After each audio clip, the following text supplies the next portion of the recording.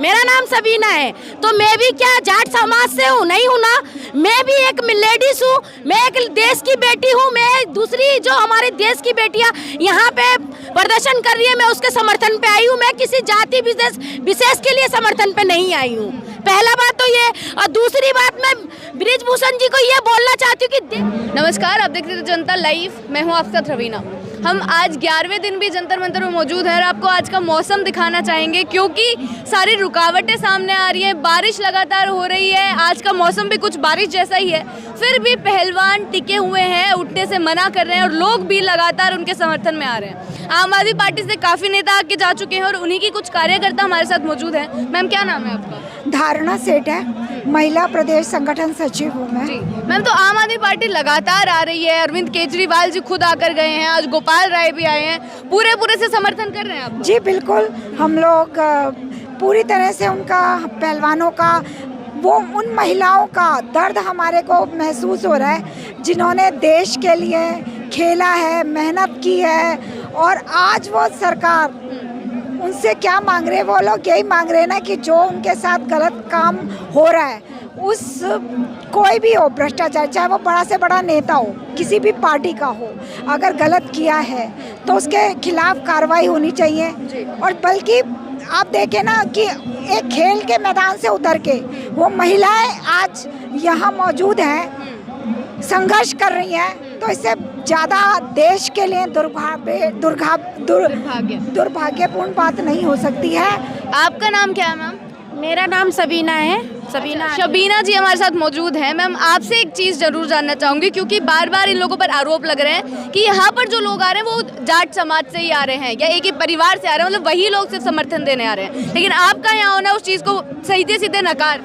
देखिए, ये तो मैं नहीं जानती हूँ कि जाट समाज से है या फिर ब्राह्मण समाज से, लेकिन ये देश की बेटी है, देश का समाज है, इसके आगे मैं कुछ नहीं जानती। मैं मुसलमान हूँ, मेरा नाम सबीना है। तो मैं भी क्या जाट समाज से हूँ? नहीं हूँ ना। मैं भी एक लेडीज हूँ, मैं एक देश की बेटी हूँ। मैं दूसरी जो हमारे देश की बेटियाँ यहाँ पे प्रदर्शन कर रही है, मैं उसके समर्थन पे आई हूँ। मैं किसी जाति विशेष के लिए समर्थन पे नहीं आई हूँ। पहला बात तो ये, और दूसरी बात मैं बृजभूषण जी को ये बोलना चाहती हूँ कि देश की बेटियां इतनी कमजोर नहीं है कि तुम जो सत्तेधारी दलाल, तुम लोग सत्तेधारी दलाल हो, जो बेटियों के साथ हमेशा बेटियों का अपराध, बेटियों के साथ ही तुम लोग शोषण करते हो। बेटियों, हाथरस का केस आपने देखा था, हाथरस में लड़कियों को जिंदा जला, रात में हिंदू धर्म में कभी भी रात में किसी का अंतिम संस्कार नहीं होता, उनको रात में पेट्रोल डाल के जला दिया गया। ये गुंडाई सरकार में हो रही है, और ये हर बार हर देश के हर सरकार में, जब तक ये सरकार रहेगी, जब तक इस तरीके से हमारे देश की बेटियों के साथ ऐसा होगा और होता रहेगा। आरोप ये भी तो लग रहे हैं, जैसे अभी आप आम आदमी पार्टी से हैं और आप बीजेपी के कटाक्ष कर रही हैं, इसी पर भी लोग बोल रहे हैं कि अपनी राजनीति करने लोग यहाँ पर आ रहे हैं। अच्छा, मान लेते हैं कि आम आदमी पार्टी से है, बीजेपी पे कटाक्ष कर रहे हैं। आम आदमी पार्टी हो या बीजेपी हो या कांग्रेस हो, सबसे पहले हम एक लेडीज है। जो लेडीज का साथ नहीं देगी वो कभी भी लेडीज नहीं हो सकती पार्टीबाजी बात में। पहले ही हम महिला है, हमारा जो अधिकार है वो हमें लड़कर लेना है। पहले के युग में आपने देखा था सती प्रथा होता था, जो अगर हमारे पति जल गया तो हमें भी जिंदा जला दिया जाता था। आज अगर हमारी जो हमारी बीच की पीढ़ियां है, महिला है, अगर वो लोग संघर्ष नहीं करती तो आज हमें इतना राइट नहीं मिलता कि आज हम अपना आंदोलन कर सकते हैं। उनके वजह से आज हम कर पा रहे हैं, आज हमारे वजह से हमारे बच्चे, हमारे पीढ़ियां कर पाएंगे आंदोलन। वो अपना अधिकार मांग सकती है, अपने संविधान के हिसाब से अपना अधिकार मानने का अधिकार उनके पास मिलेगा। आज हम लड़ रहे हैं, कल हमारे बच्चे यहाँ ना आए उसके लिए हमें लड़ना पड़ रहा है। और ये चीज़ आप खुद देखिए कि कितनी दुर्भाग्यपूर्ण है कि इस चीज को भी अगर हम एक जाति से जोड़ देंगे, सारी चीजें कर देंगे, तो क्या लग रहा है कि लोगों के दिमाग में अब फिर घुस पाएंगी ये चीजें? जातिवादी करके कुछ नहीं होगा देश का। जातिवादी करके सिर्फ देश का बंटवारा होना है। पहले बंटवारा हो चुका, दोबारा बंटवारा होना है। बृजभूषण जो इतना पहलवान और इतना मतलब पावरफुल है, जिसके एफआईआर कराने के लिए बच्चियों को यहाँ बैठना पड़ रहा है, एक एफआईआर कराने के लिए यहाँ बैठना पड़ रहा है। कल को वो किसी के भी, उनके यहाँ क्या चलता है, गुंडाई राज खत्म करना, बुलडोजर चल रहा। आज ब्रिजभूषण के यहाँ बुलडोजर क्यों नहीं चल रहा? क्यों नहीं चल रहा है? उनके ऊपर कहते हैं मैं 12 साल से लड़कियों को कर रहा हूँ, तो लड़कियां 12 साल से चुप क्यों है? 12 साल से क्यों चुप है? 12 साल से लड़कियां यहाँ पे भी तो 3 महीना पहले आई थी, उनको भी कमेटी बना के कमेटी बना के उनका प्रदर्शन को खत्म कर दिया गया था कि नहीं?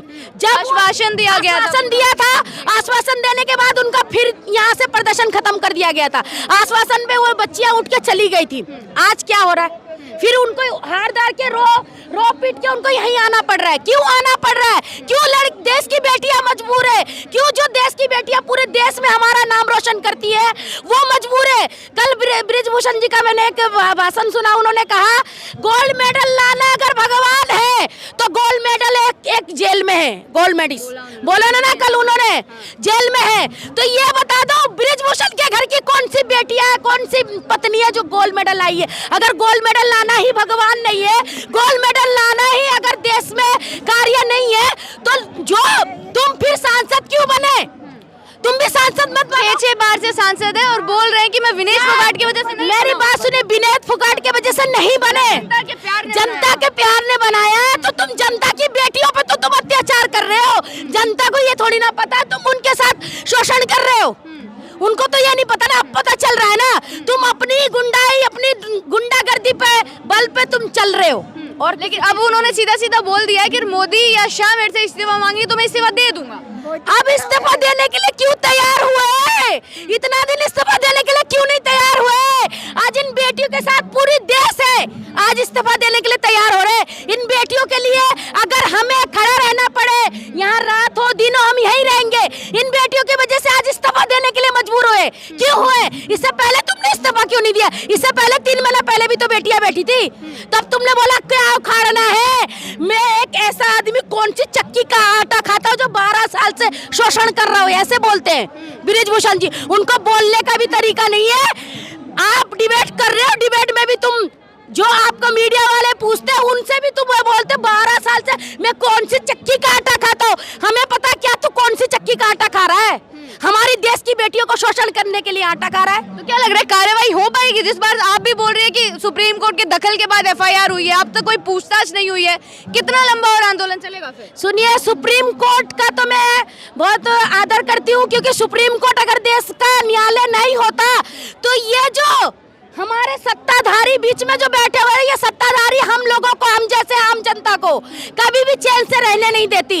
ये तो संविधान और न्यायालय का मैं धन्यवाद करूंगी, उनके वजह से थोड़ा बहुत जो आज हम बोल पा रहे। नहीं तो देखते हो ना, कोरोना काल में मुंह में पट्टी बांध दिया गया था, मास्क, वैसे ही महिलाओं को, पुरुषों को, पूरे देश के लोगों को बोलना बंद है। जो बोलेगा उसके घर में बुलडोजर चलेगा, जो बोलेगा उसके घर में लाठीचार्ज होगा, जो बोलेगा उसको आतंकवादी घोषित करके जेल करार दिया जाएगा। बस अच्छा, ये लग रहा है आपको कि ऐसी चीज लग रहा है?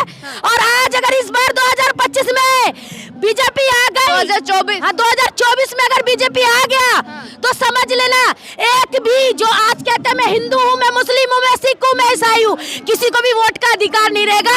ये अपना ही राज चलाएगा, खुद का वोट खुद ही वोट देगा, खुद ही सरकार बनाएंगे। अच्छा जी, बहुत बहुत शुक्रिया आपका।